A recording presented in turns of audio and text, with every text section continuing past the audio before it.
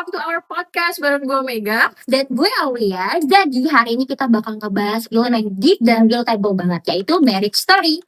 Sama gue Bita di sini. Film ini menceritakan soal perceraian yang sering kita lihat di media sosial ataupun orang-orang sekitar kita.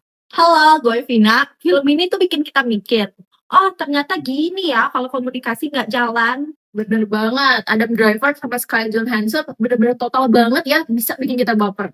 Makanya di podcast ini kita bakal ngobrol dan analisa film dari sudut pandang sosiologi.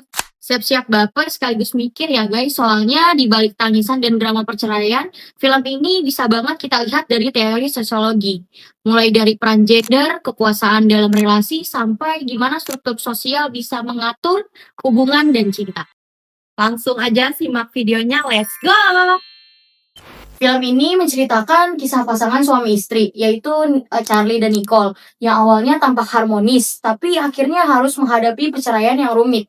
Bukan soal cinta yang hilang, tapi juga tentang kekuasaan, komunikasi, dan identitas diri. Betul banget. Pada awalnya tuh Marriage Story berfokus pada kehidupan si Charlie, seorang sutradara di New York, dan Nicole juga seorang artis, teman-teman.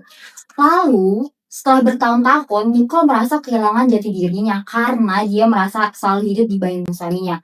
Setelah itu, dia pindah ke Los Angeles bersama anaknya Henry dan menggugat cerai suaminya di sana. Proses perceraian ini memperlihatkan berbagai konflik emosional. Mulai dari perebutan hak asuh anak, tekanan hukum, hingga perasaan cinta yang masih ada di antara keduanya meskipun hubungan mereka tak bisa lagi dipertahankan. Sayang banget ya. Kalau kita lihat dari teori struktural fungsionalis, keluarga dianggap sebagai salah satu elemen penting dalam menjaga keseimbangan masyarakat. Oh, pastinya dong. Ketika fungsi keluarga terganggu, misalnya kayak karena komunikasi, peran sosial di dalamnya itu nggak berjalan, maka sistem sosial itu ikut goyah juga tau guys. Betul banget. Sebenarnya pada awal film itu ada adegan terapi pasangan yang nunjukin kalau struktur keluarga si Charlie dan Nicole ini sebenarnya udah gagal menjalani fungsinya. Terus setelah mereka berpisah, sistem sosial lain seperti pengadilan dan hukum tuh mulai masuk untuk mengubah peraturan dalam keluarga tersebut. Jadi, komunikasi itu penting banget dalam suatu hubungan. Dan bisa kita lihat dalam proses perceraian ini, itu tidak hanya menggambarkan tentang masalah pribadi loh guys. Juga ada gambaran tentang bagaimana sistem sosial yang berusaha mengembalikan konstruksi dari keluarga Charlie dan Nicole yang sudah tidak berfungsi lagi. Betul banget. Dari perspektif teori konflik itu sendiri, sebenarnya film ini udah memperlihatkan pertarungan kekuasaan. Itu antara Charlie dan Nicole dengan sistem hukum itu sendiri, guys. Lalu kalau kalian ingat jadilah mereka berdebat di apartemen, sebenarnya itu tuh bukan hanya menunjukkan soal mereka memperebutkan kontrol hak asuh anak, tetapi juga mereka tuh memperebutkan siapa yang paling benar di antara mereka. Jadi kayak bisa dilihat ya mereka tuh sangat egois satu sama lain. Betul banget. Sementara kalau dari teori feminisme, sebenarnya kita bisa lihat kalau si Nicole ini pengen keluar dari bayang-bayangnya si Charlie. Terus ada adegan ketika si Nicole berbicara dengan pengacaranya, itu dia ternyata baru nyadar ya dia. Kalau misalnya dia tuh udah kehilangan identitasnya karena menurutin kemauannya si Charlie terus. Mana lo tahu lagi ya, gue yang gak sih kehilangan apa tuh jati dirinya dia. Betul banget. Ini menggambarkan perjuangan perempuan untuk memperoleh kemandirian dan suara di tengah patriarki yang menempatkan laki-laki sebagai pusat keputusan. Iya, jadi sebenarnya sad banget ya. Ini kayak patriarkinya kencang banget nih. Tapi kalau memang di hubungan suami istri, terutama di Indonesia ya, patriarki itu masih kental banget nggak sih? Gimana suami itu beneran ngambil kontrol utama di dalam pernikahan tersebut, kayak melarang istrinya nggak boleh ini, nggak boleh itu. Jadi menurut aku relate banget sih film ini sama keseharian kita ya.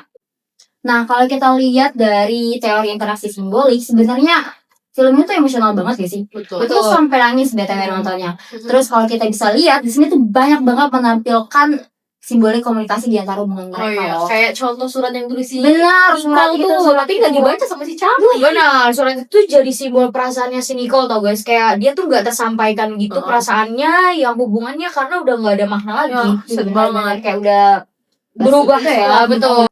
Lalu di akhir film, Charlie itu membaca suratnya, nunjukin bahwa makna cinta di antara mereka bukan lagi soal romantis, tapi tetap penuh empati dan penghargaan. Sebenarnya tuh ya, kalau misalkan kalau diinget, kalau anaknya nggak cerita atau baca tentang surat itu, pasti kayaknya Charlie nggak bakal baca. Benar, isi dari surat yang Nicole itu sampaikan itu perasaannya dia loh guys, selama dia nikah sama si Charlie ini. kayak perasaan yang dia tuangkan di dalam tulisan itu, tapi Nicole nggak berani buat baca di depan Charlie sendiri ya. Betul banget. Setelah kalian nonton nih Marriage Story dari awal hingga akhir, kira-kira ada nggak sih scene yang kalian favorit banget gitu, kayak menyentuh banget itu, kira-kira apa? Ada sih. Ada banget. banget. Boleh deh, Siapa Nabila dulu duluan, nih? coba Boleh. jelasin. Kalau aku pas di scene terakhir sih yang pas dia kenapa keadaannya pas udah cerai terus kayak mereka tuh masih sweet banget loh guys, kayak si Charlie ini gendong Henry untuk pergi bareng sama dia, terus posisinya itu tali sepatunya copot. Benar-benar aku ingat ya banget kan, tuh, tahu ya. kan? Nah itu tuh dia benerin tali sepatunya si Charlie, bener-bener kayak kenapa harus lu masih sweet gitu loh, tapi lu udah dalam keadaan yang udah bukan suami istri lagi, udah dalam Karena itu tadi perceraian. komunikasinya nggak lancar. Bener. Coba aja komunikasinya lancar pasti Pasti mereka masih lanjut Betul. sih ya. Dari aku sendiri, scene favorit aku tuh waktu si Charlie baca surat si Nicole itu. Bener banget. Bener Iya, kan? pas- Bener kan? Menurut aku itu menyentuh banget karena surat itu kan dibaca pertama kali itu bukan sama Charlie loh. Iya. Betul. Tapi sama anaknya si Anaknya. Henry. Terus si Charlie dengar dari luar kamar bahwa si Henry ini lagi baca surat yang awalnya kayaknya Charlie tuh nggak tahu itu surat apa, betul nggak sih? Betul. Sampai akhirnya Henry bantuin aja Charlie yang pada saat itu masih belum terlalu lancar ya bacanya. Betul benar-benar. Nah, scene favorit aku juga yang itu karena akhirnya si Charlie membaca surat itu dan jadi tahu perasaannya si Nicole tuh sebenarnya seperti apa. Betul. Tapi sayang banget yang bacanya tuh Telat, di akhir. Ya, telat, guys, Betul telat, guys. Benar. Kalau aku sendiri ya, Hmm. ini aku bagian aku ya, aku tuh suka banget scene yang awal. Kenapa? Karena mereka saling menceritakan kebaikan atau Betul. isi, maksudnya kayak badan sih, isi masing-masing karakter si kayak Nicole ngejelasin si Charlie apa, Charlie ngejelasin si Nicole apa. Karena itu bikin aku nggak expect kalau ternyata di next selanjutnya dia cerai guys. Benar. Agak nyangka sih karena Iya. di akhir itu mereka sweet banget nih. Betul Padahal banget. betul gitu. Betul, padahal isi tulisannya tuh kayak deep banget, saling mengungkapkan si Charlie kayak gini, Betul. Nicole kayak gini, benar-benar yang tulus Iya. dari hati mengungkapin kalau Charlie itu ayah yang baik. Yes, Ya that's it. kan? I like that scene because kayak mereka saling confident satu sama lain gitu ya. Oh my god. Dan aku ngerasa vibes mereka berdua ya, mereka cocok banget tau. Kayak Tapi iya kan, kayak mereka tuh sama-sama swag ya, menurut aku Iya, mereka tuh betul. sama-sama cocok banget vibes-nya, tapi agak Minded ternyata juga dia- ya. ternyata nggak nyangka kalau ternyata siapa yang mereka- nyangka kalau akhirnya bakal Iya, begitu? nggak nyangka. Aku shock banget pas perpindahan scene dia langsung cerai kayak what gitu.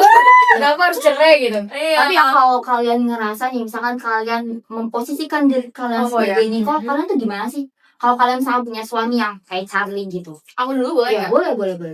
Kalau aku ya sebenarnya sakit sih. Kalau misalnya Sakit. kita selalu nurutin apa kata Betul. laki-lakinya. Betul. Tanpa kita mau, tanpa mereka dengar apa yang kita mau gitu. Itu aku kayak gitu sih sebenarnya. Kalau main mendem juga nggak baik kan Iya. guys. Tapi itu benar berasa banget waktu Nicole akhirnya bisa cerita ke Nora, Iya, yaitu salah satu pengacara mereka. betul. Di sini tuh memperjelas bahwa Nicole tuh emang harus mengeluarkan perasaannya nggak sih waktu dia cerita ke pengacaranya si Nora ini. Dan menurut aku itu akhirnya dia bisa mengeluarkan perasaannya sama dia tahan karena dia nggak punya teman cerita guys. Ya nggak sih? Sedih banget gak sih?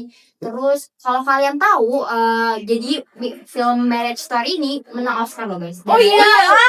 Baru tahu kan? Baru tahu kan? Oh, Tapi kayak kita tuh ini ya. ya ini kayak filmnya nggak terlalu booming di Iya, Indonesia ya betul. guys. Jadi mungkin ya. iya mungkin banyak yang belum tahu kalau ternyata film itu masuk dan menang Oscar dalam kategori pemeran pembantu, yaitu si Nora itu pengacaranya si Nicole. Menurut aku juga peran si Nora ini berperan penting banget ya. guys. Dia Aku benar. ngerasa juga kayak ada psikologinya juga main dia. Betul, Dari betul. cara dia ngelepas sepatu, Betul. baju agar kayak ngerasa Nicole nih Iya, ke iya, dia. betul. Langsung lebih santai dan Yes. terbuka gitu nggak sih sama Happy dia. goosebumps. Seru banget Iya, bahasa seru ini Seru guys. banget karena film itu bener-bener ngasih kita kacamata baru tentang kayak di hubungan suami istri tuh bukan cuma yang manis-manis doang. Iyalah, Pasti ada berantemnya, pasti Benar. ada pusing yang ngurusin anak, pasti ada sama-sama sibuk sama kerjaan mereka masing-masing. Tapi itu gimana Apalagi- cara kalian komunikasi? Iya, Benar, benar. apalagi mereka juga kerja di bidang yang sama nggak sih? Betul, Kayak betul. yang Selalu selalu ketemu, kerja bareng dan lain-lain, selalu bareng-bareng. Masing-masing ya. Yes. Tapi sayang sih kenapa harus pisah gitu ya. Tapi menurut aku ya sebagai perempuan sih, aku beneran relate banget kalau ternyata Nicole tuh menceraikan si Charlie ini. Karena kalian bayangin deh, dalam hubungan mereka 10 tahun ya, itu lama banget loh menurut aku 10 tahun. Dan mereka Dan si Nicole ini nggak dikasih kesempatan buat ngasih Yes. pendapatnya. Iya nggak Tadi sih? aku bilang. Iya betul, kamu mention tadi dan aku setuju banget sama itu. Karena menurut aku Betul. dalam suatu hubungan tuh kita nggak cuma harus Sendirian. iya sendirian. Mendengarkan Dan aja kita kan. harus mendengarkan satu sama lain. Kita harus mengambil opini dari kedua orang tersebut Iya. lalu jadiin satu, nggak cuma dari satu orang. Karena kan aja. 2 orang ya. Terus saling kenal nggak sih nih Dua orang ya guys. Betul. Gak cuma suami aja yang bisa ngatur, istri juga bisa. Bisa. Istri juga bisa dong ngasih pendapat. Ya Mm-mm. kan? Jadi dari keempat teori sosiologi yang udah kita bahas nih, kita Uh-uh. bisa tahu nih bahwa film ini tuh bukan cuma ngejelasin tentang perceraian aja guys. Iya. Tapi kita bisa melihat gimana sih suatu hubungan berjalan di era masyarakat modern ini. Benar banget, tentang peran gender, kekuasaan, makna keluarga, dan cara manusia menegosiasi identitasnya di tengah sistem sosial. Film ini tuh nyentuh banget guys, karena realitas kita di kehidupan sehari-hari. Dan bikin kita tuh sadar kalau hubungan ini tuh bukan hanya soal 2 orang aja, tapi tuh termasuk dari bagian sosial yang lebih luas lagi dari diri kita masing-masing juga. Betul banget. Sayang banget ya guys, kita harus akhiri podcast kita di sini ya teman-teman. Sedih banget gak sih? Sedih, Soalnya udah berakhir kita ya. masih banyak banget yang bisa kita bahas di film ini. Betul banget. Thank you so much for hearing our podcast. Semoga pembahasan ini bisa menjadi perspektif baru buat kalian yang baru mulai hubungan. Kalau mau hubungan lancar, kuncinya komunikasi yang lancar juga. Betul, kita harus ingat ya bahwa komunikasi itu kunci dalam suatu hubungan. Betul banget. Sampai jumpa lagi. Bye. Thank you for watching.